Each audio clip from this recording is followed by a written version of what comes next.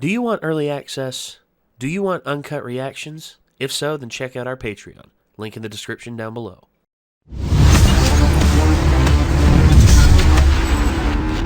This episode, ladies and gentlemen. Swamp. Yeah. Swamp dog. You know what? Never gonna be able to not think of that dog when I hear about a swamp now. There it is. Like, next time I write a D&D campaign, I'm gonna have, like, some sort of creature, like, try to, like, roar at them, like, Play from the that swamp, sound you know, effect. and just play the video and be like, it sounds kind of like this. And it's like, the Have creature proceeds to walk up onto the shore and hack up the swamp water. That have a accidentally shambling mound pop up or something.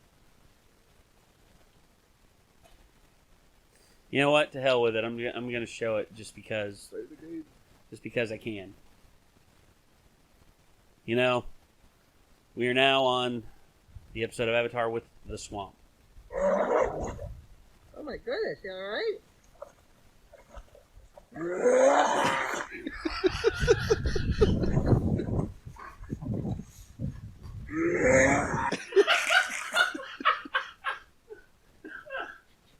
Oh, the noise! That poor little guy. What? He knew what he was doing when he tried to bark underwater. think he did. I don't think he did. Like all of a sudden he was swimming like, whoa! Enough tomfoolery for the beginning of this episode. This is Book 2, Chapter 4, The Swamp. Here we go. Spare coins for weary travelers? This is humiliating. We're royalty. These people should be giving us whatever we want. They will, if you ask nicely. How about some entertainment in exchange for a gold piece? A long, long way to Ba Sing Se. Dance! A steak is so sweet that you really got to meet. Nothing like a fat man dancing for his dinner. Here you go. Such a kind man. Why are we going down? What? I didn't even notice. I think the swamp is calling to me. Is it telling you where we can get something to eat? Boomy said to learn earthbending, I would have to wait and listen. And now I'm actually hearing the earth. You better throw in an extra yip. We gotta move. Swamp is physically trying to grab them now. Clean that way.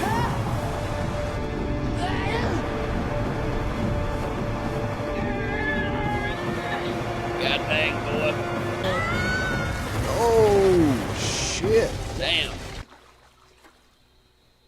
Where's Appa and Momo? Sokka, you've got an elbow leech. Where? Where do you think? Why do things keep attaching to me?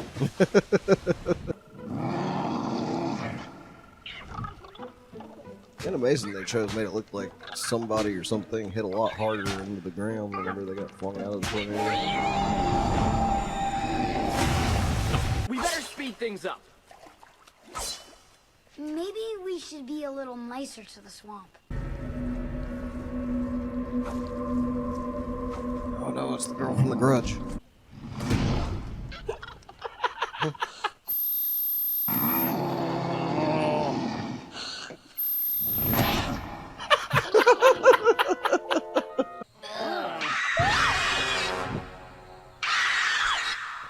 What the heck?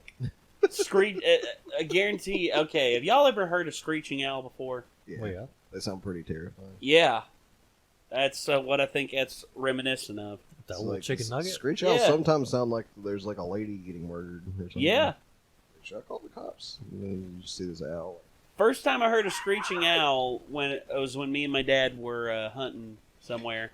Like all of a sudden, like in the middle of the night, we're laying there in our makeshift camping area, and all of a sudden it's just like, it's like, like what the hell? And then Dad's like, "Oh, it's a screeching owl. You want to go see if we can find it?" And I'm like, "All right." We get up. I put on my shorts and everything. Go out there. He's just like, "Sound like coming over here?" Hey, there he is. Look at him.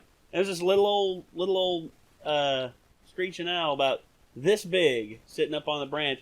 He just looks down at us and just goes, ow, ow.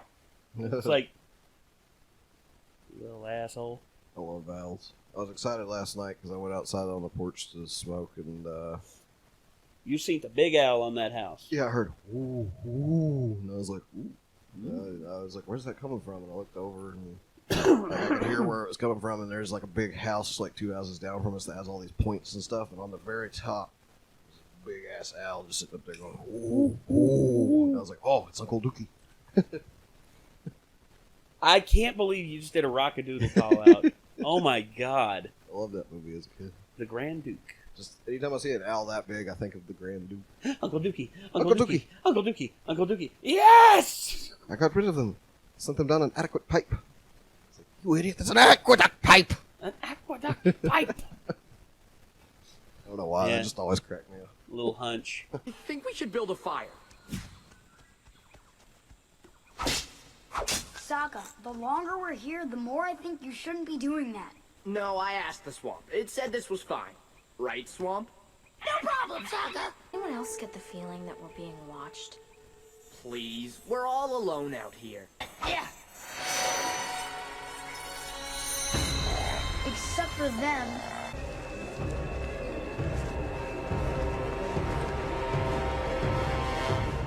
Swamp Thing?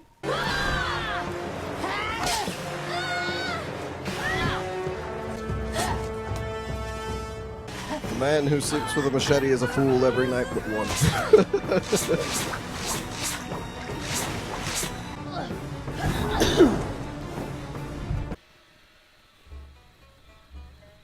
What'd you reckon make a track like that, though? Don't know, do. Dinner. Oh boy. Now, some might see them boys as a stereotype of Cajuns. But you know what? I think that's actually doesn't do it. I've been around Cajuns, and they are some rowdy sumbitches. And you know what? I think that's more of a positive stereotype than the actual Cajuns themselves. Yeah. They'd admit it. They'd admit it themselves. As they would say, I'm just a dirty white boy living out here in the swamp. That's what most of them would say. Look! Hello. No. Damn. Appa was just about to straight up eat a crocodile fish. Mom? Mom! I can't believe... Yue? This is just a trick of the light. Swamp gas. I hit my head running away last night. I'm going crazy. You didn't protect me.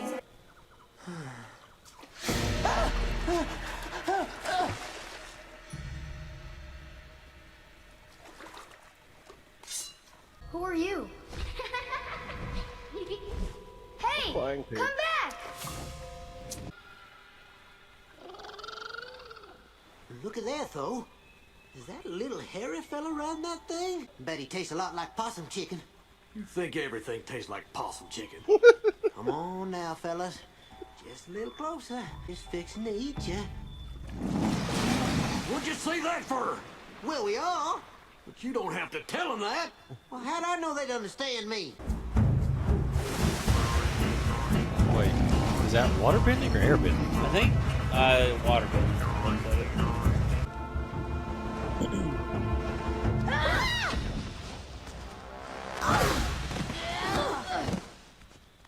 What do you guys think you're doing? I heard laughing and I saw some girl in a fancy dress.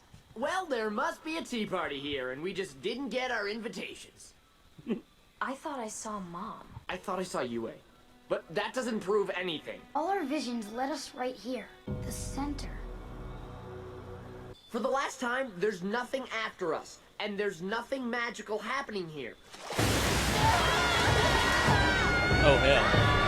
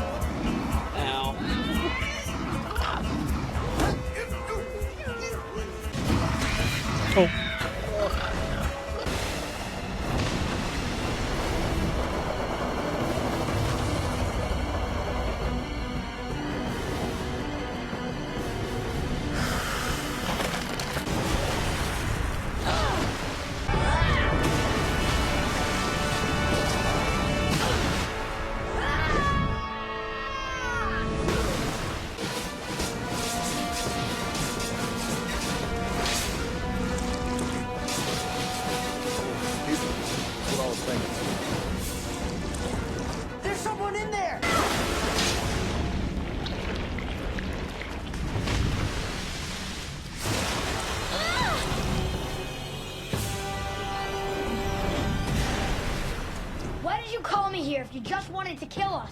I didn't call you here. I protect the swamp from folks that want to hurt it. Like this fella with his big knife. It's sacred. I reached enlightenment right here under the banyan grove tree. I heard it calling me, just like you did. This whole swamp is actually just one tree spread out over miles. One big living organism, just like the entire world. The whole world? Sure. You think you're any different from me, or your friends, or this tree? If you listen hard enough, you can hear every living thing breathing together. In the swamp, we see visions of people we've lost, people we loved, folks we think are gone. It was someone I had never met. You're the Avatar, you tell me. Time is an illusion. So, it's someone I will meet. We still need to find Appa and Momo. I think I know how to find them. Everything is connected.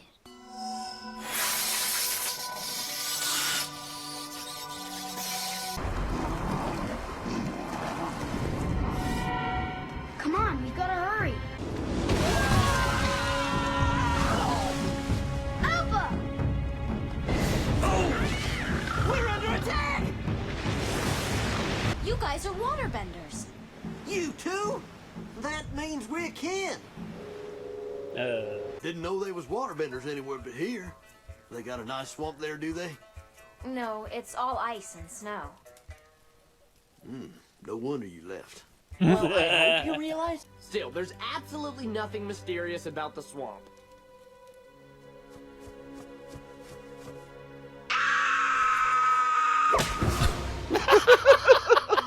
Even the swamp's like, shut the hell up. Who's there?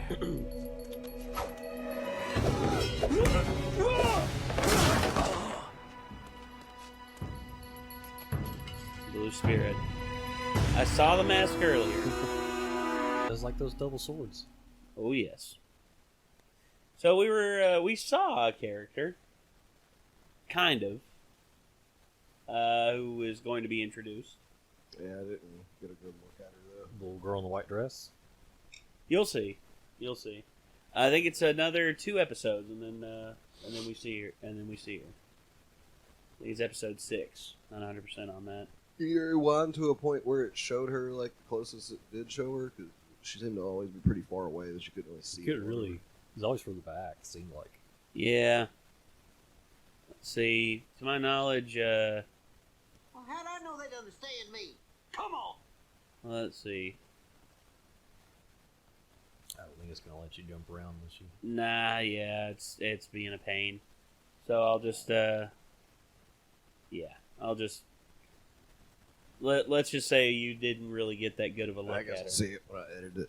You'll see. Well, she appears. It didn't take too long for her to appear, but she's arguably one of my favorite characters. My guess is probably the same one I'm thinking it is. Probably. I've already seen pictures of and stuff. Probably. Duh. Okay. Yeah. All of a sudden, just like all at random, just like, oh hey, I'm gonna play. Oh, you closed me. Okay. Oh gosh.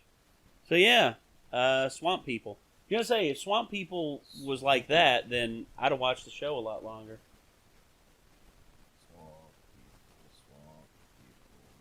Swamp.